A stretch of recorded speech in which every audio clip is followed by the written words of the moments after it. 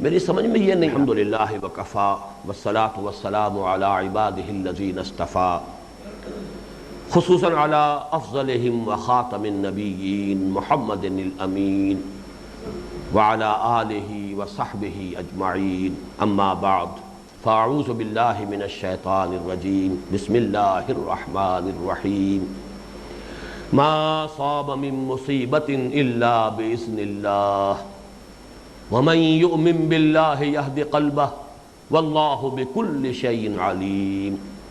واطیعوا اللہ واطیعوا الرسول فإن تولیتم فإنما علی رسولنا البلاغ المبین. اللہ لا الہ الا ھو وعلی اللہ فلیتوکل المؤمنون. صدق اللہ العظیم. رب اشرح لی صدری ویسر لی امری واحلل عقدۃ من لسانی یفقہوا قولی.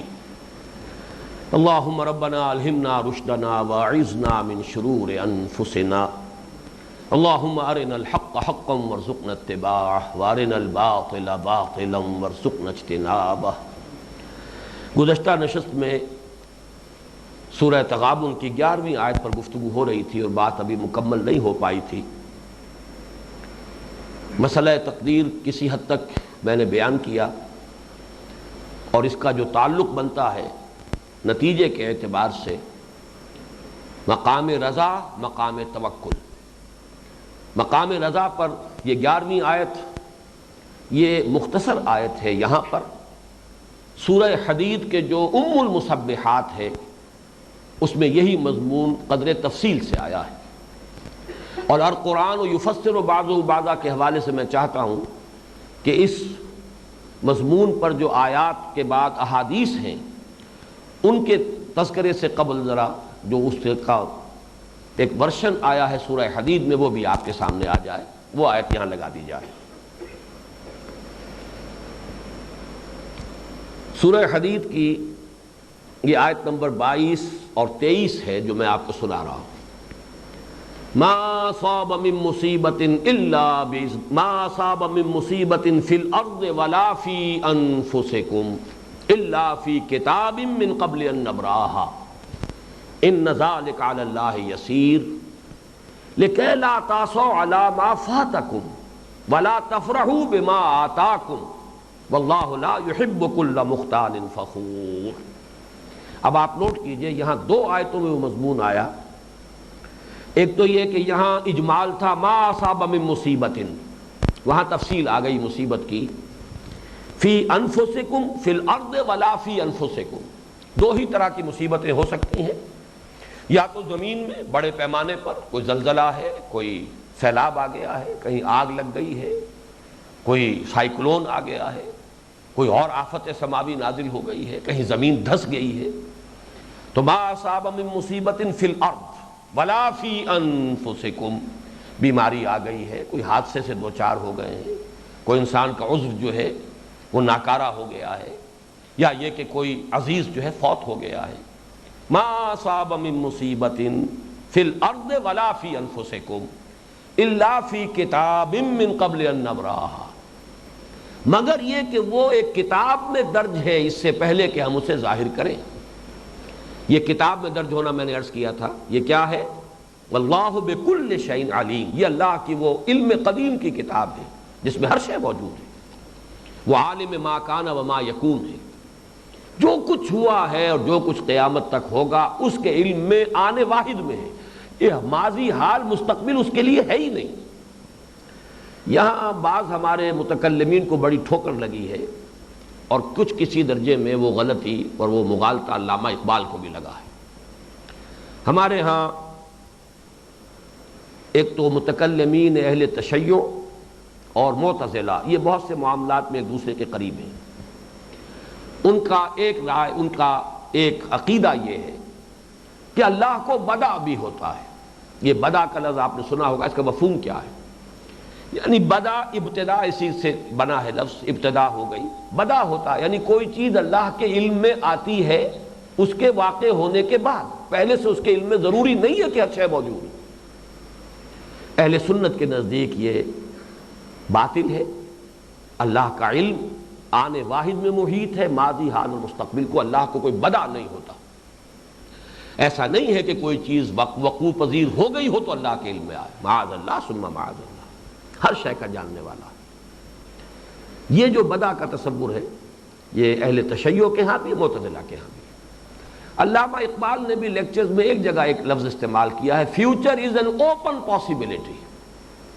یہ اوپن پاسبلٹی اگرچہ اس کے بہت سے مفہوم ہو سکتے ہیں، لیکن وہاں کی گفتگو میں کچھ نہ کچھ اشارہ ادھر بھی آتا ہے کہ ان کا بھی ذہن ادھر گیا ہے، اس لیے کہ بصورت دیگر انسان سمجھتا ہے جبر محض ہے۔ پھر میرے نزدیک حل وہی ہے جو میں عرض کر چکا ہوں، اللہ کے اذن اور اللہ کی رضا میں فرق کیجئے، نمبر ایک، اور پری نالج اور پری ڈٹرمنیشن میں فرق کیجئے۔ ان میں جب خلط مبحث ہو جاتا ہے تب یہ مسئلہ الجھتا ہے، ورنہ ان چار چیزوں کو علیحدہ کر لیجئے۔ اذن رب کے بغیر کچھ نہیں ہو سکتا، لیکن یہ مطلب نہیں ہے کہ اللہ ہر شے سے راضی بھی ہے۔ چنانچہ سورہ دہر میں جو فرمایا ہے انا خلقنا الانسان من نطفۃ امشاج نبتلیہ فجعلناہ سمیعا بصیرا انا ہدیناہ السبیل اما شاکرا واما کفورا انا اعتدنا للکافرین سلاسل واغلالا وسعیرا ان الابرار یشربون من کاس کان مزاجها کافورا۔ ہم نے اجازت دی ہے، ہم نے اختیار دیا ہے، جو چاہے کفر کرے، جو چاہے ایمان لے آئے، جو چاہے اللہ کا شکر ادا کرے، جو چاہے کفران نعمت کرے، لیکن اس کا یہ مطلب نہیں ہے کہ نتیجہ ایک نکلے گا۔ کافروں کے لیے یہ سزائیں ہیں جو ہم نے تیار کر رکھی ہیں، اہل ایمان کے لیے یہ اللہ تعالیٰ کی طرف سے جزا ہے جو ملے گی۔ تو اذن اور رضا کو علیحدہ کر دیں۔ نمبر دو، علم، پیشگی علم ہونا اور کسی پر جبر ہونا، ان دونوں چیزوں کو علیحدہ کر دیجیے۔ پری نالج اور ہے، پری ڈٹرمنیشن اور ہے۔ یہ ہے اس مسئلے کا حل، اور اہل سنت کا یہ اجماعی عقیدہ ہے جس پر مجھے 100% یقین ہے کہ یہاں معاملہ جو ہے یہ اللہ تعالیٰ کا علم، اسے کوئی بدا نہیں ہوتا، اللہ تعالیٰ کا علم قدیم ہے، آنے واحد میں ماضی حال مستقبل پر محیط ہے۔ اب یہ ہے کہ یہاں اس کو کہا گیا فی کتاب من قبل ان نبراہا، وہ ایک کتاب میں درج ہے اس سے پہلے کہ ہم اسے ظاہر کریں۔ ان ذالک علی اللہ یسیر، یہ تمہیں مشکل معلوم ہو رہا ہے، اللہ پر یہ بڑا آسان ہے۔ تم اللہ کے علم کی وسعت کا تصور نہیں کر سکتے۔ تمہارے پاس ترازو وہ ہے کہ جو تولے اور ماشے اور زیادہ سے زیادہ بس ان چیزوں کو ناپ سکتی ہے، تول سکتی ہے، اور یہ جو اللہ کی صفات ہے یہ ٹنوں کے حساب سے جو ہے تولنے والی کوئی ترازو چاہیے، ان کا کوئی شعور حاصل کرنے کے لیے، وہ تمہارے پاس نہیں ہے۔ ان ذالک علی اللہ یسیر۔ اب دیکھیے اگلی آیت میں یہ جو سورہ تغابن کی آیت ہم پڑھ رہے ہیں، وَمَن یُؤْمِن بِاللَّهِ یَہْدِ قَلْبَهُ، جو اللہ پر ایمان رکھتا ہے، حقیقی ایمان، اللہ اس کے دل کو ہدایت دے دیتا ہے۔ کس بات کی ہدایت؟ ایک سوال پیدا ہوتا ہے نا، ایمان تو وہ لے آیا، اور کون سی ہدایت چاہیے اس کو؟ وَمَن یُؤْمِن بِاللَّهِ یَہْدِ قَلْبَهُ، جو ایمان لاتا ہے اللہ پر، اللہ اس کے دل کو ہدایت دے دیتا ہے۔ وہ ہدایت ہے جو سورہ حدید کی آیت نمبر 23 میں بیان ہو گئی، لِكَيْ لَا تَعْصَوْا عَلَىٰ مَا فَاتَكُمْ، تاکہ تم افسوس نہ کیا کرو اس پر جو تم سے چھوٹ جائے، جو چھن جائے، جو چلا جائے، موقع نکل گیا، دولت ہاتھ سے چلی گئی، کوئی اور آپ کو نقصان ہو گیا۔ لا تعصوا علی ما فاتکم، تو ہرگز افسوس نہ کیا کرو اس پر کہ جو تم سے چھن جائے، تمہارے ہاتھ سے نکل جائے۔ ولا تفرحوا بما آتاکم، اور اترایا نہ کرو اس پر جو اللہ تمہیں دے دے۔ یہ ہے وہ ہدایت کہ اللہ جس حال میں رکھے، جو اس کا فیصلہ ہو اس کو ہر حال میں قبول کرو، صبر کرو، شکر کرو، ہر حال میں راضی برضا۔ یہ ہے ایمان کا پہلا تقاضا کہ جو کچھ ہو رہا ہے کوئی اندھی بہری قوت نہیں ہے، اندھا بہرا مادہ نہیں ہے کہ جس کے کیے کچھ ہو رہا ہو۔ ٹھیک ہے، مادی اسباب و وسائل ہیں، سورج کی حرارت ہے، ہواؤں کا چلنا ہے، بارش کا آنا ہے، طوفانوں کا آنا ہے، اس کے جو ہے اس کے اسباب مادی ہیں، لیکن اذن رب کے بغیر نہیں۔ اب یہ دو کمپوننٹس ہیں ایک ہی شے کے۔ ایک شخص نے کچھ کیا، آپ کو پتھر مارا، ایک تو اس کا کام ہے کہ اس نے پتھر مارا، ایک یہ کہ پتھر آپ کو لگ گیا، یہ بغیر اذن رب ممکن نہیں تھا۔ ہو سکتا ہے وہ لاکھ کوشش کرتا، پتھر آپ کو نہ لگتا۔ تو پتھر آپ کو لگا ہے تو دو کمپوننٹس ہیں، اس نے مارا اور اللہ کی اجازت سے آپ کو لگا۔ ان دونوں کو ہر وقت مستحضر رکھنے کی ضرورت ہے۔ اب اس کے ضمن میں میں چند چیزیں آپ کو سنانا چاہتا ہوں، اس لیے کہ یہ مضامین ہے تصوف کے، یہ مسائل تصوف، یہ تیرا بیان غالب، قرآن مجید میں جس طور سے یہ مضامین آئے ہیں، ان کی تعبیر ہمیں ظاہر بات ہے فقہ کی کتابوں میں نہیں مل سکتی۔ اس کی تو جو ہمارے صوفیاء ہیں اور خاص طور پر اشعار میں جس طور سے اس کیفیت کو بیان کیا گیا، اس کی چند مثالیں آپ کے سامنے لانا چاہتا ہوں۔ علامہ اقبال کا شعر جو ہے میرے نزدیک اس میں ٹاپ پر ہے۔ بروں کشید ز پیچا کہ ہست و بود مرا، چہ عقدہا کے مقام رضا کشود مرا۔ مجھے اس نے ایمان کے اس نتیجے نے، ایمان بالقدر نے، اس یقین نے کہ اللہ کے اذن کے بغیر کچھ نہیں ہو سکتا، جو کچھ ہوا ہے اللہ کے اذن سے ہوا ہے، مجھے اس ساری کشمکش سے اور اس سب پیچ و تاب جو میں کھاتا رہتا اس سے نکال لیا۔ جو ہوا اللہ کے اذن سے ہوا، یقیناً اس میں خیر ہوگی، اگرچہ فوری خیر نظر نہیں آ رہا، فوری طور پر تو شر محسوس ہو رہا ہے، لیکن ہمارا علم محدود ہے، اللہ کا علم کامل ہے، اس کی پلاننگ بڑی لمبی ہے، ہم جو ہے بڑے شارٹ سائٹڈ ہیں، ہمارا علم محدود ہے، اس کا علم کامل ہے، لیکن جو کچھ ہوا ہے اس پر راضی برضائے رب، جس کو کہ ہمارے صوفیہ کہتے ہیں کل میت فی عید الغسال، جیسے کہ کوئی میت ہو، مردہ ہو جو غسل دینے والوں کے ہاتھ میں ہوتا ہے، ہاتھ اٹھا دیا ہاتھ اٹھ گیا، پاؤں اٹھایا پاؤں اٹھ گیا، اس کی اپنی کوئی مرضی نہیں۔ اللہ کے ساتھ معاملہ انسان کا اس درجے ہو جائے کہ جو ہو، بروں کشید ز پیچا کہ ہست و بود مرا، کہ عقدہا کے مقام رضا کشود مرا۔ اگر یہ نہ اس نے یہ کر دیا، اس نے میرا یہ بگاڑا، اس نے مجھے یہ نقصان پہنچایا، فلاں کام نہ ہوتا تو یوں ہو جاتا، حسرت ہے، یاس ہے، غم ہے، اندوہ ہے، غصہ ہے، پیچ و تاب ہے، یہ سب کچھ ہے۔ اگر کچھ کر سکتا انسان تو کرے گا، کوئی انتقام لے گا، کچھ اور کرے گا، نہیں کر سکتا تو اندر ہی اندر جو ہے وہ گھلے گا، پیچ و تاب کھائے گا، اس کی پوری نفسیاتی کیفیت جو ہے وہ ایک بحران سے دوچار ہو جائے گی۔ ان سب سے ایک شے مقام رضا انسان کو نکال لیتی ہے، بروں کشید ز پیچا کہ ہست و بود مرا، کہ عقدہا کے مقام رضا کشود مرا۔ اکبر الہ آبادی کو علامہ اقبال نے اپنا مرشد معنوی مانا ہے۔ ان کے دو اشعار آپ کو سنا رہا ہوں، سادہ زبان ہے، وہ شکوہ تو نہیں ہے جو اقبال کے ہاں ہے، مضمون ہے۔ رضائے حق پہ راضی رہ، یہ حرف آرزو کیسا، یوں ہونا چاہیے، اس طرح ہونا چاہیے، تم ہو کون؟ اللہ کے ہاتھ میں۔ رضائے حق پہ راضی رہ، یہ حرف آرزو کیسا، خدا خالق، خدا مالک، خدا کا حکم تو کیسا، یہ کہاں سے تم آ گئے؟ خدا خالق، خدا مالک، خدا کا حکم تو کیسا۔ اسی طرح بڑا پیارا شعر ہے، سادہ ہے، مفت کیوں اپنی جان کھوتا ہے، جو خدا چاہتا ہے ہوتا ہے۔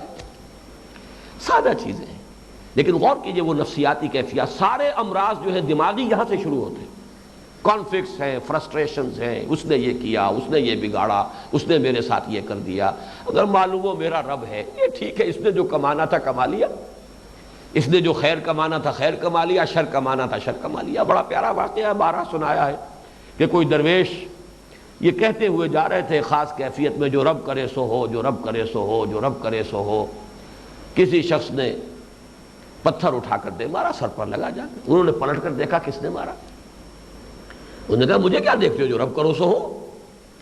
کہنے لگے ہاں بھائی، مجھے تو یہ رب کے مارے ہی لگا ہے، لیکن میں دیکھ رہا تھا کہ بیچ میں منہ کس کا کالا ہو گیا ہے۔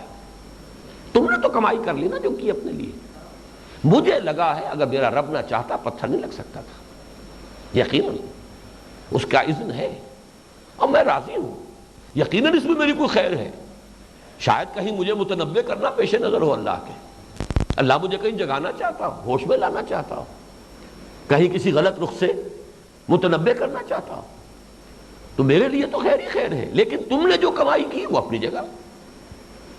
تو رضائے حق پہ راضی رہے، یہ حرف آرزو کہتا، خدا خالق، خدا مالک، خدا کا حکم تو کیسا، اور مفت کیوں جان کھوتا ہے، جو خدا چاہتا ہے ہوتا ہے۔ اور اسی ضمن میں نے بارہا سنایا آپ کو مولانا محمد علی جوہر کا شعر، ایک مرتبہ جیل گئے، ایک بیٹی جوان بیمار ہوئی، فوت ہو گئی، دوسری مرتبہ جیل گئے، دوسری بیٹی جوان اسی برس کے اندر مبتلا ہوئی۔ تو جو غزل لکھ کر بھیجی ہے وہاں سے جیل سے، وہ ان کے کلام جوہر جو ہے اس میں موجود ہے، اس کا آخری شعر ہے، تیری صحت ہمیں منظور ہے لیکن اس کو نہیں منظور تو پھر ہم کو بھی منظور نہیں۔ یہ ہے راضی برضائے رب۔ اب آپ اندازہ کیجئے ایسے شخص کے لیے یہ پیچ و تاب، یہ حسرت و یاس، یہ رنج و غم، یہ غصہ، یہ غضب کہاں، کس بات پر؟ اسی طریقے سے نہ شبت نصیب دشمن کے شبت ہلاک تیغت سر دوستاں سلامت کے تو خنجر آزمائی۔ اے اللہ، تیرا یہ غلام حاضر ہے، تو اگر صبر کا امتحان لینا چاہتا ہے، کوئی عتاب محبت آمیز عتاب ہے تو میں حاضر ہوں۔ نہ شبت نصیب دشمن کے نصیب میں کیوں جائے گے کہ شبت ہلاک تیغت سر دوستاں سلامت کے تو خنجر آزمائی۔ اور ایک آخری شعر سنا رہا ہوں، یہ بہت اونچا شعر ہے۔ کشتگان خنجر تسلیم را ہر زماں از غیب جانے دیگر است۔ جب انسان یہ تسلیم و رضا کی، جس کو وہ اردو میں کہا ہے کہ ہم بھی تسلیم کی خو ڈالیں گے، بے نیازی تیری عادت ہی صحیح ہے، جو آئے ہر چساقی ما ریخت عین الطاف است، اسی میں ہے در حقیقت۔ اگر انسان غور کرے، ہر وقت ہر لحظہ انسان کو اپنے نفس کو مارنا پڑتا ہے۔ چیز ناگوار ہے، یہ ناپسندیدہ ہے، لیکن میرے رب کا حکم ہے آپ اپنے نفس کو ماریں۔ کشتگان خنجر تسلیم را، جو تسلیم و رضا کے اس خنجر کے سے قتل ہو گئے ہیں، ان کے لیے تو ہر لحظہ ایک نئی جان ہے، نئی زندگی ہے۔ ہر لحظہ شہادت کر کے موت انہیں مل رہی ہے۔ ہر لحظے، ہر مرحلے پر وہ اپنی جان جو ہے اسے ہلاک کر رہے ہیں، قربان کر رہے ہیں۔ کشتگان خنجر تسلیم را ہر زماں غیب جانے دیگر است۔ اب ذرا اس میں غور کیجئے، میں ایک حدیث آپ کو سنا رہا ہوں، یہ ترمذی میں ہے، حضرت عبداللہ ابن عباس رضی اللہ تعالی عنہما سے مروی ہے۔ غور کیجئے، وعلم، بلکہ اس کا اگلا ٹکڑا بھی میں بعد میں آپ کو سناؤں گا، جس کی تفصیل یہ ہے کہ ایک مرتبہ سواری پر حضور کے پیچھے حضرت عبداللہ ابن عباس بیٹھے ہیں، ایک سواری پر، اونٹ پر جیسے ہیں۔ اس وقت جو یہ خاص تخلیہ ہوا ہے اور حضور کی عنایت اور رحمت اور شفقت کا دریا جوش میں آیا ہے، تو آپ نے فرمایا یا غلام اعلمک کلمات، اے جوان میں تجھے چند باتیں بتا رہا ہوں، سکھا رہا ہوں، تلقین کر رہا ہوں۔ اس میں جو دوسری چیزیں وہ میں بعد میں بیان کروں گا، اسی حدیث میں یہ بھی ہے، وعلم، ایک حقیقت کو اچھی طرح جان لو، ان الامۃ لو اجتمعت علی ان ینفعوک بشیء لم ینفعوک الا بشیء قد کتب اللہ لک۔ اگر تمام قوم، تمام لوگ مل کر یہ چاہیں کہ تمہیں کوئی نفع پہنچا سکیں تو نہیں پہنچا سکتے، مگر وہی کچھ کہ جو اللہ نے تمہارے لیے لکھ دیا۔ آپ اندازہ کیجئے، بے نیازی، جس کے دل میں یہ بات کھپ جائے، وہ کسی کی خوشامد کرے گا، چاپلوسی کرے گا، کسی سے امیدیں لگائے گا، کسی سے بڑی بڑی اونچی توقعات رکھے گا۔ وَعْلَمْ أَنَّ الْأُمَّةَ لَوْ اجْتَمَعَتْ عَلَىٰ أَن يَنفَعُوكَ بِشَيْءٍ لَمْ يَنفَعُوكَ إِلَّا بِشَيْءٍ قَدْ كَتَبَ اللَّهُ لَكَ وَإِنِ اجْتَمَعُوا عَلَىٰ أَن يَضُرُّوكَ بِشَيْءٍ لَمْ يَضُرُّوكَ إِلَّا بِشَيْءٍ قَدْ كَتَبَ اللَّهُ عَلَيْكَ، اور تمام لوگ اگر جمع ہو جائیں، بالاتفاق فیصلہ کر کے تمہیں کوئی نقصان پہنچانا چاہیں، نہیں پہنچا سکتے مگر وہی کچھ جو اللہ نے لکھ دیا۔ تو خوف کس کا، ڈر کس سے، کس کے آگے اپنی عزت کا دھیلا کرانا ہے، کس سے مانگنا ہے، کس کے سامنے دست سوال دراز کرنا ہے، کس کے سامنے اپنی عزت نفس جو ہے اسے رسوا کرنا ہے۔ معاذ اللہ ثم معاذ اللہ۔ یہ دو جملے در حقیقت کیا ہیں؟ وہ جو ہمارا کلمہ ہے تیسرا، لا حول ولا قوت الا باللہ، یہ اسی کی شرح ہے۔ کوئی طاقت نہیں ہے، نہ بھلائی کی، نہ خیر کی، نہ نفع کی، نہ کوئی شر کی، نہ نقصان کی، نہ برائی کی، مگر اللہ کے اذن سے۔ ما اصاب من مصیبت الا باذن اللہ ومن یؤمن باللہ یہد قلبہ۔ دوسری حدیث سنیے، عن ابی ہریرہ رضی اللہ تعالی عنہ قال قال رسول اللہ صلی اللہ علیہ وسلم المؤمن القوی خیر واحب الی اللہ من المؤمن الضعیف وفی کل خیر۔ یہ ایک غیر متعلق جملہ ہے اس موضوع سے، لیکن بہت پیارا جملہ ہے۔ قوی مومن اللہ کی نگاہ میں بہتر بھی ہے، زیادہ محبوب بھی ہے، محبوب تر بھی ہے ضعیف مومن سے۔ لیکن خیر سب میں ہے۔ اللہ تعالیٰ جو ہے ضعیف کی بھی رعایت کرے گا، خیر سے خالی ضعیف بھی نہیں ہے، لیکن بہرحال مومن قوی جو ہے وہ اللہ کو محبوب تر ہے اور زیادہ اللہ کو پسند ہے۔ احرص علی ما ینفعک واستعن باللہ ولا تعجز۔ ہر اس شے کے لیے پوری محنت کرو جو تمہیں فائدہ پہنچائے۔ یہ نہیں ہے کہ ہاتھ پاؤں توڑ کر بیٹھ جاؤ، یہ نہیں کہ ہوگا جو اللہ چاہے گا، معاذ اللہ، یہ اس کا بالکل غلط نتیجہ نکلے گا۔ فرمایا احرص علی ما ینفعک، اپنی پوری حرص، پوری کوشش، پوری جد و جہد کرو اس شے کے لیے جو تمہیں نفع بخش معلوم ہو رہی ہے۔ واستعین باللہ، اللہ سے پوری مدد طلب کرو۔ ولا تعجز، اور اس کے اندر عاجز نہ رہ جانا، کہیں اس کے اندر کوئی کمی نہ کر دینا۔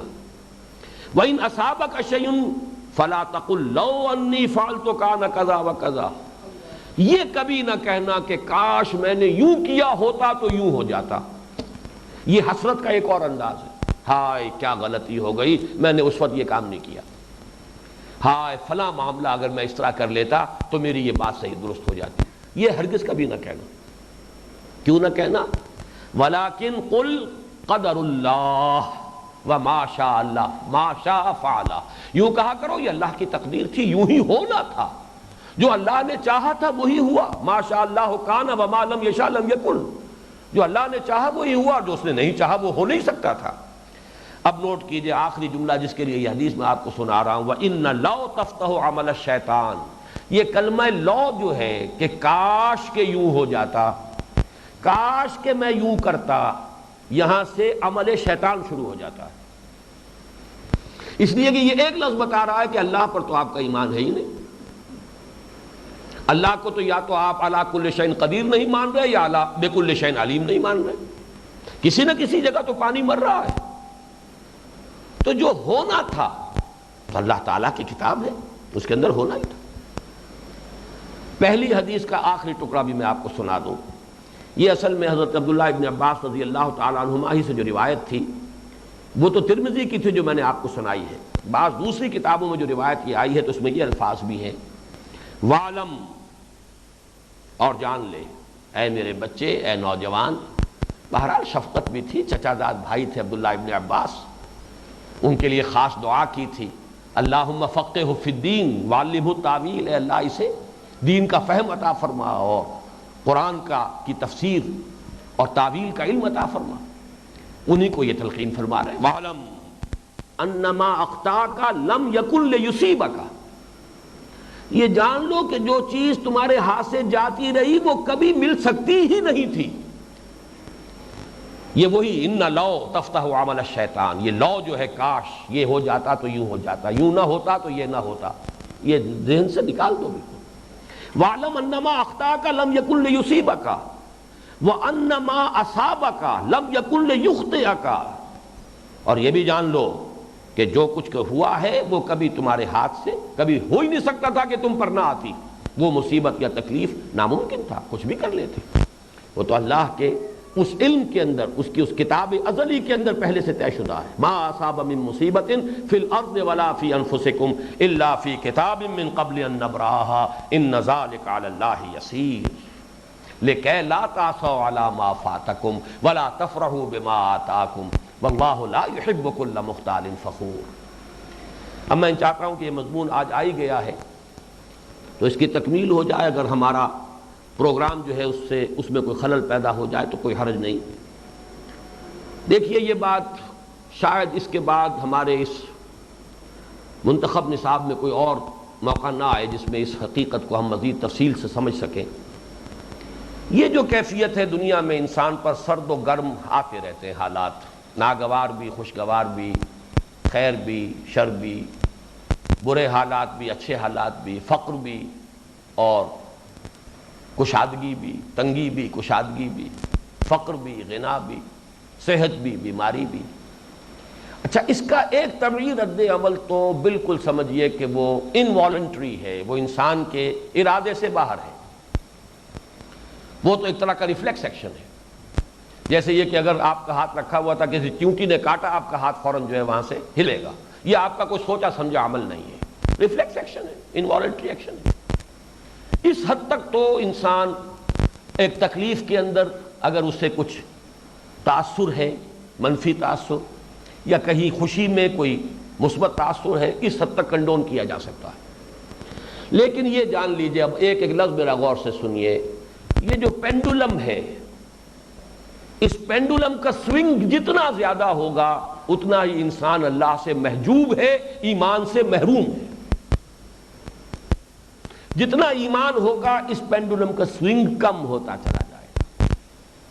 یہ قاعدہ اور قانون اٹل، جو کچھ ہو رہا ہے میرے رب کی مرضی سے، اس کے حکم سے، اس کے اذن سے، مجھے یہ ملا ہے توبی اور یہ آیا ہے مجھ پر توبی کہ ہرچے ساقی ماریخ عین الطافس، میرے پیالے میں میرے ساقی نے جو کچھ ڈال دیا ہے اس کا لطف و کرم ہے، راضی برضائے رب، تسلیم و رضا۔ اب دیکھیے اس کے برعکس جو کیفیات ہیں، قرآن مجید میں یہ مضمون کس کس انداز میں آیا ہے، اس کے برعکس کیفیت سورہ بنی اسرائیل کی آیت نمبر 83 میں فرمایا وَإِذَا أَنْعَمْنَا عَلَى الْإِنسَانِ أَعْرَضَ وَنَأَىٰ بِجَانِبِهِ وَإِذَا مَسَّهُ الشَّرُّ كَانَ يَئُوسًا۔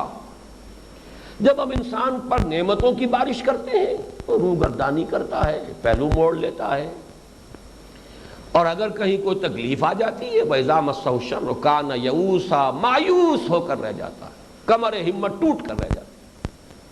یہ ہے وہ سوئنگ آف پینڈولم، ایک انتہا وہ، ایک انتہا یہ۔ سورہ شورى میں فرمایا، مضامین کی اہمیت دیکھیے کس قدر تکرار کے ساتھ یہ بات آ رہی ہے۔ اصل میں یہ چیزیں ہمارے نگاہ میں یہ دین کا کوئی اہم مضمون ہے ہی نہیں، یہ ایمان کے کوئی ثمرات میں ان کو شمار ہی نہیں کیا جائے گا۔ ایمان کے نتائج اور اثرات ناپ تول جو ہے وہ نماز روزے تک ہی رہ کر ختم ہوئی، یا کچھ ظواہر اور مظاہر اتباع سنت کے اندر اور بہت آگے بڑھتے چلے جا رہے ہیں، سنت عادت کے اندر بھی آگے بڑھ رہے ہیں، یہی پیمانہ بن گیا ہے۔ پیمانہ یہ ہے حقیقت میں، ناپنا ہے اپنے آپ کو اور تولنا ہے اپنے آپ کو اور اپنے ایمان حقیقی کو، تو یہاں تولیے۔ سورہ شورى کی آیت نمبر 48 وَإِنَّا إِذَا أَذَقْنَا الْإِنسَانَ مِنَّا رَحْمَةً فَرِحَ بِهَا۔ انسان کا حال عجیب ہے، جب ہم اسے مزہ چکھاتے ہیں اپنی طرف سے کسی نعمت کا تو بڑا اتراتا ہے۔ وَإِن تُصِبْهُمْ سَيِّئَةٌ بِمَا قَدَّمَتْ أَيْدِيهِمْ فَإِنَّ الْإِنسَانَ كَفُورٌ۔ اور اگر کوئی مصیبت آ جاتی ہے، برائی آ جاتی ہے، آتی بھی ان کے اپنے کرتوتوں کی وجہ سے، تو بالکل ناشکرا ہو جاتا ہے، ہمیں تو اللہ تعالیٰ سے کبھی کوئی خیر ملا ہی نہیں، ہمارے لیے تو یہ دروازہ بند ہی ہے ہمیشہ سے۔ وہی پینڈولم، اس کا سوئنگ دیکھیے کہاں سے کہاں جا رہا ہے۔ سورہ حامیم السجدہ کی آیت نمبر 49، یہ دونوں صورتیں جو ہیں آپس میں جوڑے کے حیثیت سے ہیں، اور سورہ شورى میں آیت 48، سورہ حامیم سجدہ میں آیت 49، ایک ہی مضمون ہے۔ لا يسأم الانسان من دعاء الخير وإن مسه الشر فيئوس قنوط۔ انسان تھکتا ہی نہیں ہے، خیر مانگتا ہی رہتا ہے، مانگتا ہی رہتا ہے، مانگتا ہی رہتا ہے، کبھی تھکتا ہی نہیں، حرص کبھی پوری ہوتی ہی نہیں۔ لیکن اگر کہیں کوئی شر پہنچ گیا تو پھر یئوس، مایوس ہو کر، قنوط، نا امید ہو کر رہ جاتا۔ سورہ ہود میں یہ مضمون جو ہے ذرا مزید وضاحت کے ساتھ آیا 2 آیتوں میں۔ وَلَئِنْ أَذَقْنَا الْإِنسَانَ مِنَّا رَحْمَةً ثُمَّ نَزَعْنَاهَا مِنْهُ إِنَّهُ لَيَئُوسٌ كَفُورٌ۔ جب ہم کسی انسان کو کوئی نعمت کا مزہ چکھاتے ہیں پھر اس سے سلب کر لیتے ہیں، تو وہ تو بھول گیا کہ ہم نے نعمت دیے رکھی اور اس نے استفادہ کیا اور اس سے فائدہ اٹھایا، سب کچھ وہ سب بھول جائے گا۔ لیکن جب سلب کر لی تو وہ یئوس کفور بن کر رہ جائے گا، نہایت مایوس اور ناشکرا۔ ہم پر تو اللہ کا کبھی کوئی کرم ہوا ہی نہیں، ہمارے یہ تو مصیبتیں ہی مصیبتیں ہیں۔ اور اس کے برعکس وَلَئِنْ أَذَقْنَاهُ نَعْمَا بَعْدَ ضَرَّاءَ مَسَّتْهُ لَيَقُولَنَّ ذَهَبَ السَّيِّئَاتُ عَنِّي إِنَّهُ لَفَرِحٌ فَخُورٌ۔ اور اگر تکلیف کے بعد ہم نعمت دیتے ہیں اب وہ پھولے سماتا نہیں آپ میں، فرح اور فخور، فخر اور فرح، اترا رہا ہے اور فخر کر رہا ہے اور شیخیاں مار رہا ہے، میری ذہانت، میری فطانت، میری کوشش، میری منصوبہ بندی، میری پلاننگ، اس سے یہ سب کچھ حاصل ہوا۔ یہ ہے وہ سوئنگ آف پینڈولم۔ یہ مضمون جو ہے اپنے نقطۂ عروج پر ہے سورہ فجر میں، یہ انشاءاللہ اگلے درس کے اندر جو ہے میں اس کا تذکرہ بھی کروں گا، لیکن یہ ہے کہ واقعہ یہ ہے کہ اس کا نقطہ عروج سورۃ الفجر کی آیات 15 اور 16 ہے۔ بہرحال اب ذرا سمجھ کیجئے، ما اصاب من مصیبت الا باذن اللہ ومن یؤمن باللہ یہد قلبہ واللہ بکل شیء علیم۔ نہیں پڑتی کوئی پڑھنے والی مگر اللہ کے اذن سے، اور جو حقیقی ایمان رکھتا ہوگا اس کے دل کو ہم ہدایت دے دیں گے۔ اللہ ہر شے کا علم رکھنے والا ہے۔ جو کچھ ہو رہا ہے یہ کسی اندھے بہرے مادے کی کار فرمائی نہیں ہے، ایک سمیع اور بصیر اور علیم اور خبیر اور ودود اور رحیم اور شفیق ہستی کا ہے فیصلہ کہ جو نافذ ہو رہا ہے۔ تمہارا کام یہ ہے اگر ایمان ہے تمہارا اس پر، اور واقعہ یہ ہے کہ اصل شرط ہوتی ہے اللہ کے ساتھ خلوص و اخلاص کا رشتہ اگر ہے، آپ اللہ سے مخلص ہیں تو اللہ تعالیٰ کے بارے میں بھی آپ کو یقین ہوگا کہ وہ میرا ساتھ کبھی نہیں چھوڑے گا۔ آپ نے اللہ کا ساتھ چھوڑا ہوا ہے تو کیسے امید ہوگی آپ کو کہ اللہ آپ کا ساتھ دے گا؟ یہ دو طرفہ معاملہ ہے۔ آپ چپک جائیں اللہ کے ساتھ، وابستہ ہو جائیں اس کے دامن کے ساتھ، اسی کو کہا گیا چمٹ جاؤ، واعتصموا باللہ، چمٹ جاؤ اللہ کے ساتھ۔ تو کوئی شخص، ایک شریف انسان بھی اگر کسی انسان نے اپنے آپ کو اس کے ساتھ وابستہ کر لیا ہو تو اپنے شریف انسان ہو، بامروت انسان ہو، تو کیا کبھی اس کا ساتھ چھوڑ دے گا؟ تو کیا اللہ ساتھ چھوڑ دے گا؟ معاذ اللہ ثم معاذ اللہ، لا تحزن ان اللہ معنا، بالکل نہ فکر کرو اللہ ہمارے ساتھ، ہم اس کے ساتھ ہیں وہ ہمارے ساتھ ہیں، ہم اس کے دوست ہیں وہ ہمارا دوست ہے۔ اللہ ولی الذین آمنوا یخرجہم من الظلمات الی النور۔ اب اس آیت کا جو نتیجہ ہے، جسے میں نے صوفیہ کی اصطلاح میں مقام تسلیم و رضا، لیکن اس کو اگر آپ قرآن کی اصطلاح میں لائیں گے تو زوال خوف و حزن، ایمان کا حاصل یہی ہے، الا ان اولیاء اللہ لا خوف علیہم ولا هم یحزنون۔ جو کچھ ہوگا اذن رب سے ہوگا، کسی کے کیے کچھ نہیں ہو سکتا، لاکھ میرا برا چاہے، لاکھ میرے خلاف منصوبے بنا لے، کچھ نہیں ہو سکتا جب تک اللہ نہیں چاہے گا، اور اللہ چاہے گا تو ہر چیز ساقی مارخ عین الطاف، اس میں خیر ہی خیر ہوگا۔ جو کچھ ہوا ہے چاہے کسی نے بھی کیا ہو، کسی نے اس میں اپنا منہ کالا کر لیا ہو، لیکن اللہ کے اذن کے بغیر نہیں ہوا، اور اللہ کے اذن سے ہوا ہے، میرے لیے اس کا فیصلہ یہی ہے، تو اس پہ افسوس کیا؟ قل لن یصیبنا الا ما کتب اللہ لنا هو مولانا۔ اے نبی ان سے کہہ دیجئے، ان منافقین سے، کیا ڈرا رہے ہو ہمیں تم گرمی سے، اور کیا ڈرا رہے ہو تم ہمیں سلطنت روما کی قوت سے اور دبدبے سے؟ ہم پر کوئی شے واقع نہیں ہو سکتی سوائے اس کے جو اللہ نے ہمارے لیے لکھ دی ہے۔ ہوا مولانا، وہ تو ہمارا مولا ہے، پشت پناہ ہے، دوست ہے، ساتھی ہے، اس کی طرف سے جو شے آئے اس پر ہمارے لیے تو تسلیم و رضا ہے، جو چاہے۔ نہ شود نصیب دشمن کے شود ہلاک تیغت، سر دوستاں سلامت کے تو خنجر آزمائی۔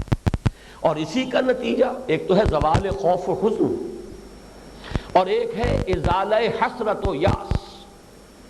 ہاں یہ کیوں ہو گیا، یہ نہ ہوتا، میں یوں نہ کرتا، وہ یہ نہ کرتا، تو یوں نہ ہوتا، تو یہ نہ ہوتا، یہ یاس۔ اور یہ سب جانتے ہیں ساری ڈیرینجمنٹ جو ہوتی ہے انسان کے دماغ کی، وہ یہیں سے ہوتی ہے، یہی کانفلکٹس ہیں، یہی فرسٹریشنز ہیں، یہی پیچ و تاب ہے۔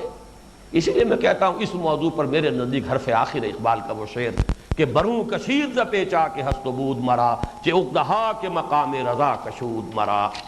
اب ذرا آگے چلیے، نوٹ آف کوشن بھی ہے یہاں، ایک انتباہ ہے۔ راضی برضائے رب ہونے کا یہ مطلب نہیں ہے،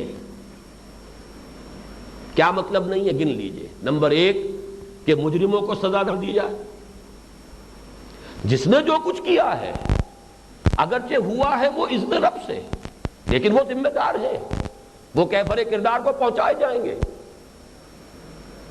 وَلَكُمْ فِي الْقِصَاصِ حَيَاةٌ يَا أُولِي الْأَلْبَابِ۔ اس کا یہ مطلب ہرگز نہیں نکلنا چاہیے، یہ وہ نیگیٹو ایٹیٹیوڈ ہو جائے گا جس کی وجہ سے کہ کہا گیا ہے کہ مذہب جو ہے وہ عوام کے لیے افیون کا کام دیتی ہے۔ یہ اسلام کی تعلیم نہیں ہے۔ یہ تو میری انفرادی سطح پر، میری نفسیاتی کیفیت میں یہ ہونا چاہیے میری رب کی طرف سے آیا میں راضی ہوں، لیکن جس نے کیا ہے، جس نے اس میں اپنا منہ کالا کیا ہے، اس نے جرم کیا ہے تو جرم کی سزا دی جائے گی، اس سے انتقام لیا جا سکتا ہے، انتقام لیا جائے گا، ظالموں سے انتقام نہ لیا جائے یہ مطلب نہیں۔ یہ جو سورہ شورى میں مضمون آیا ہے مدح کے مقام میں آیا ہے، والذین اذا اصابہم البغی هم ینتصرون، اہل ایمان تو وہ ہے کہ جب ان پر زیادتی کی جائے وہ بدلہ لیتے ہیں، انتقام لیتے ہیں، اس لیے کہ اگر یہ نہ کیا جائے تو ظالموں کی حوصلہ افزائی ہوگی، مظلوم بن جائیں گے لوگ اور مظلوم خاموش ہو جائیں گے، پھر یہ اوپیم ہو جائے گی آف دی ماسز۔ وہ بات غلط نہیں ہے، اگر مذہب کا، اگر تسلیم و رضا کا یہ نتیجہ نکلے تو یہ تو پھر افیم ہے، عوام کو افیم کھلا کر سلا دو۔ اسی طریقے سے اس کا یہ مطلب نہیں ہے کہ ظلم و استحصال کے خاتمے کے لیے جد و جہد نہ کی جائے، وہ تو سورہ حدید کی وہ آیت ذہن میں رکھیے، لِيَقُومَ النَّاسُ بِالْقِسْطِ وَأَنزَلْنَا الْحَدِيدَ، یہ ہم نے کتاب اتاری اس لیے، شریعت اتاری اس لیے، دین اتارا اس لیے کہ لوگ عدل پر قائم ہو، اور ہم نے لوہا اتارا ہے جس میں جنگ کی صلاحیت ہے۔ جو ظالم ہیں، جو مستبد ہیں، جو استحصال کر رہے ہیں، جو جبر کر رہے ہیں، استبداد کر رہے ہیں، اگر وہ تعلیم سے، تلقین سے، نصیحت سے، وعظ سے، افہام سے، تفہیم سے باز نہیں آتے تو تلوار کی طاقت سے ان کی سرکوبی کی جائے۔ یہ تینوں چیزیں ذہن میں رکھیے، یہ بات اگر سامنے نہیں رہے گی تو وہ نتیجہ نکل آئے گا۔ اصل میں معاملہ یہی ہے کہ توازن بہت مشکل ہے، یا صبر و رضا کا وہ مطلب سمجھا گیا، اسی طریقے سے توکل کا معاملہ۔ البتہ ایک بات نوٹ کر لیجئے، قرآن ہر جگہ جہاں انتقام کی اجازت دیتا ہے یا ترغیب دلاتا ہے وہاں ایک آپشن اوپن رکھتا ہے کہ اگر تم معاف کر دو، فمن عفا واصلح فاجرہ علی اللہ، لیکن یہ کہاں؟ جہاں امید یہ ہو کہ معاف کرنے سے بہتری کی توقع ہے، اصلاح کی امید ہے، وہاں یہ ہے کہ انسان اپنے اوپر اپنا ایثار کرے اور معاف کر دے۔ مجرموں کی حوصلہ افزائی نہ ہو اس سے، اگر توقع یہ ہو، یہ انڈیویجول کیس ہوگا کہ اگر توقع ہو کہ اس سے معاملہ بہتر ہو جائے گا، تو قتل جیسے جرم میں بھی کہا گیا ہے کہ آپ معاف کر سکتے ہیں قاتل کو۔ تو واقعہ یہ ہے کہ اگر قاتل کو معاف کر دیا جائے تو نہ معلوم کتنے جو ہے قتل در قتل اور انتقامی قتلوں کے سلسلے رک جائیں گے، لیکن یہ کہ یہ اختیار میں ہے مقتول کے ورثاء کے، اٹس دیئر چوائس، کسی اور صدر مملکت کو، کسی کو کوئی اختیار نہیں ہے، اختیار ان کا ہے۔ فَجَعَلْنَا لِوَلِيِّهِ سُلْطَانًا، ہم نے ولی جو ہے مقتول کے ولی کو سلطان اور اختیار اور سند عطا کی۔ تو جہاں اصلاح کا امکان ہو وہاں عفو و درگزر سے کام لیا جائے، اس میں یقیناً عفو کرنے والے، معاف کرنے والے کی روحانی طرفوں کی صورت ہوگی، بلندی ہوگی، اس کی روحانی ترقی ہوگی، لیکن یہ رول نہیں ہے۔ رول یہی ہے مجرموں کو سزا دو، ظالموں سے انتقام لو، ظلم اور استبداد اور لوگوں کے حقوق پر ڈاکہ ڈالنے والوں کے خلاف جد و جہد کرو، اس میں طاقت استعمال کرنی پڑے تو طاقت فراہم کرو، اعدوا لهم ما استطعتم من قوت ومن رباط الخیل، ہر طرح کی طاقت فراہم کرو۔ یہ جو ایکٹیوسٹ ایسپیکٹ ہے دین کا، یہ کہیں اس میں یہ جو پیسیوسٹک ہے کہیں اس کے اندر گم نہ ہو جائے۔ اسی طریقے سے جیسا کہ میں نے عرض کیا تھا، اب توکل پر گفتگو کیجئے۔ توکل بھی یہ نہیں ہے، یعنی توکل کیا ہے؟ پوری کوشش کرو، پوری محنت کرو، پوری جد و جہد کرو۔ ابھی میں وہ حدیث سنا چکا ہوں، ہر چیز کے لیے حرص کا لفظ استعمال ہوا ہے وہاں پر حدیث کے اندر، احرص علی ما ینفعک، پوری حرص کے ساتھ، پوری جد و جہد کے ساتھ محنت کرو، لیکن یہ جان لو کہ تمہارے کیے مجرد کچھ نہیں ہوگا جب تک کہ اللہ نہیں چاہے گا۔ بھروسہ نہ کرنا کبھی، جس کا وہ واقعہ ہے کہ ایک صحابی آئے، کہیں بدو تھے، باہر سے آئے، انہوں نے اونٹ کا گھٹنا باندھا نہیں اپنی ناقہ کا، ایسے کھلا چھوڑ کے مسجد میں آ گئے، حضور کی خدمت میں سلام عرض کیا۔ حضور نے فرمایا تم نے اس کا گھٹنا کیوں نہیں باندھا؟ عرض کیا توکلت علی اللہ، میں نے اللہ پر توکل کیا۔ فرمایا نہیں، واپس جاؤ، اعقلھا ثم توکل، اس کا گھٹنا باندھو پھر توکل کرو۔ مال و اسباب اور وسائل دنیاوی سے مستغنی ہونا یہ جائز نہیں ہے۔ بلکہ اس کی خوبصورت ترین مثال جو ہے وہ حضرت مسیح علیہ السلام کا قول ہے جو انجیل میں ہے، قرآن مجید میں نہیں ہے۔ قرآن مجید میں حضرت موسیٰ کا 40 دن کا وہ چلہ جو ہے کوہ طور کا، اس کا ذکر موجود ہے صراحت کے ساتھ۔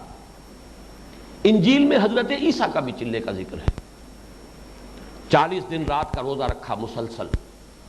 جب مکمل ہونے کا وقت آیا تو شیطان ورغلانے کے لیے آیا۔ شیطان نے کہا تمہیں اللہ پر یقین ہے؟ ہاں ہے یقین۔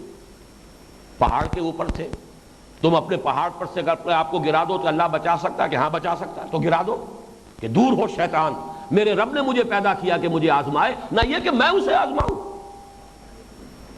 بڑا پیارا جملہ ہے، دور ہو مردود، میرے رب نے مجھے پیدا کیا کہ مجھے آزمائے۔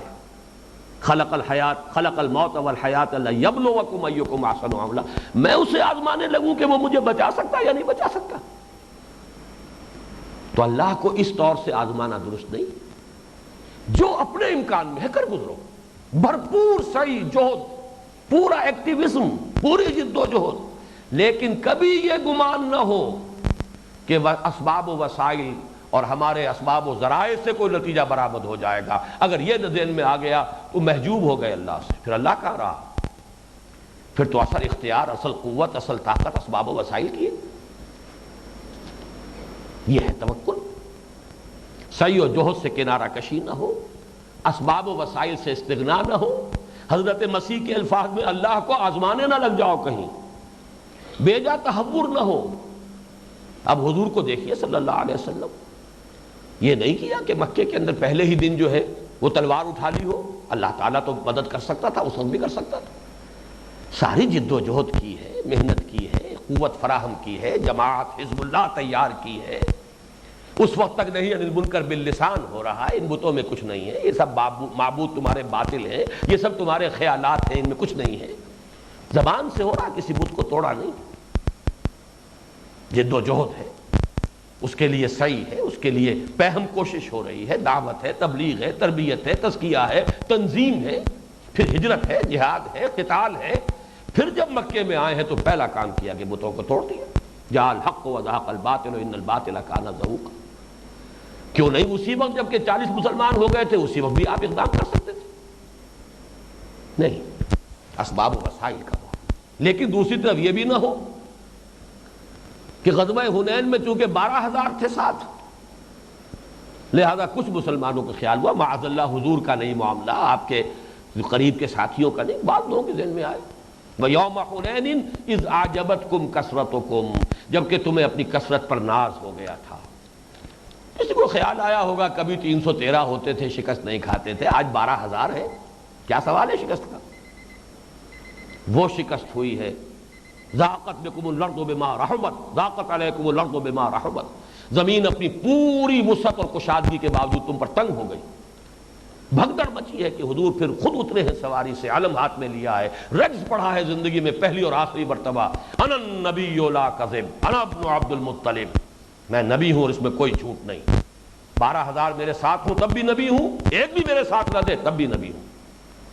اور پھر پکارا ہے آپ الیہ یا عباد اللہ، الیہ یا اصحاب البدر، الیہ یا اصحاب الشجرہ، کہاں جا رہے ہو اے وہ لوگوں جنہوں نے مجھ سے بیعت کی تھی اس درخت کے سائے تلے، اے وہ لوگوں جو بدر میں میرے دست و بازو تھے، آؤ میری طرف۔ پھر آئے، لیکن اللہ نے سبق دینا تھا، اذ اعجبتکم کثرتکم۔ یقین ہونا چاہیے کہ سوکھا کاغذ ہے میرے پاس اور دیاس لائی ہے، لیکن میں آگ نہیں جلا سکتا جب تک اللہ کی مرضی نہ ہو۔ لا تقولن لشیء انی فاعل ذلک غدا الا ان یشاء اللہ، کبھی مت کہنا چاہے کتنی اسباب و وسائل ہوں، کار کی ٹھیک ہے سروس بھی کرا لی ہے، پیٹرول جو ہے ٹینک فل کرا لیا ہے، ہر چیز صحیح ہے، بالکل درست ہے، کہیں کوئی رکاوٹ نہیں، بس صبح فلاں وقت میں چل دوں گا، بس یہی محجوب ہو گئے، مارے گئے۔ عام آدمی ہو مجھ جیسا اللہ پکڑتا نہیں ہے، کوئی عارف باللہ یہ حرکت کر بیٹھے گا فوراً پکڑ لیا جائے گا۔ حضور کی گرفت ہو گئی، سوالات کا جواب فرما دیا کل دے دوں گا، اور اب جبرائیل نہیں آ رہے، تالیاں پٹ رہی ہیں، بس ہٹی گم ہو گئی، دعوے سب ختم، لائیے نا جواب، آپ نے کہا تھا کل جواب دے دوں گا۔ کیا کیفیت ہوگی آپ اس کا تصور کیجئے. اللہ کے رسول پر وہ دن جو ہے کتنے شاق گزرے ہوں گے. پھر جب وحی آئی ہے تو ساتھ ہی یہ ہدایت میں وَلَا تَقُولَنَّ لِشَيْءٍ إِنِّي فَاعِلٌ ذَلِكَ غَدًا إِلَّا أَن يَشَاءَ اللَّهُ. ہرگز کبھی نہ یہ کہیے گا آئندہ کہ یہ کام میں کل لازماً کر دوں گا. آپ کا مقام بہت بلند ہے. عام آدمی کہے کوئی حرج نہیں. ہم تو محجوب ہے ہی ہے. ہم تو اسباب و وسائل ہی کے اوپر سارا تکیہ کیے ہوئے ہیں. ہمارا سارا یقین اور توکل تو اسباب و وسائل ہی پر ہے. ہم یہ کہیں تو کوئی بات نہیں, کنڈون ہو سکتا ہے معاملہ. کو عارف باللہ کہے, اللہ کے رسول کے زبان سے یہ الفاظ نکل گئے, وہاں گرفت ہو گئے. یہ ہے توکل کا معاملہ. ابھی میں تو کچھ کسی اور خیال میں تھا, لیکن آج تو وقت ختم ہو گیا ہے. بہرحال میرا تو یہ خیال ہے کہ ابھی 2 نشستیں شاید ہمیں صرف یہی ثمرات ایمان, یہ اصل ہے. دین اصل یہ ہے, ایمان اصل یہ ہے. کاش کہ ہم سمجھ سکیں. بارک اللہ لی ولکم فی القرآن العظیم ونفعنی وإیاکم بالآیات والذکر الحکیم.